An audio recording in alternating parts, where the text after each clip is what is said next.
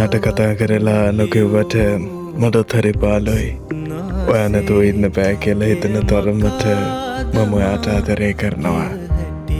ඒත් මම දන්නවා ඔයාට ඕන මගෙන් ඈතටම දුවන්න.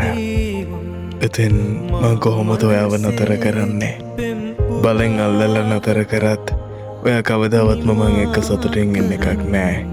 මොකද ඔයාගේ සතුට තියෙන්නේ මන් ළඟ නෙවෙයි කියලා මම හොඳටම දන්නවා. ඉතින් මම කොහොමද ඔයාගේ සතුට නැති කරන්නේ? ඔයාගේ හිතේ තියෙන ආස විදිහට ආදරය පිරුණු තැනක හැමදාම ඔයා සතුටින් hina වෙලා ඉන්න ඕනේ. ඉතින් ඒ වෙනුවෙන් මට කරන්න පුළුවන් හොඳම දේ තමයි ඔයාට යන්න දෙන එක. ඉතින් ඔයා යන්න, පරිස්සමෙන් යන්න.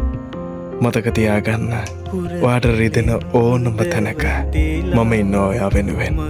ඔයාට පුළුවන් මට කතා කරන්න.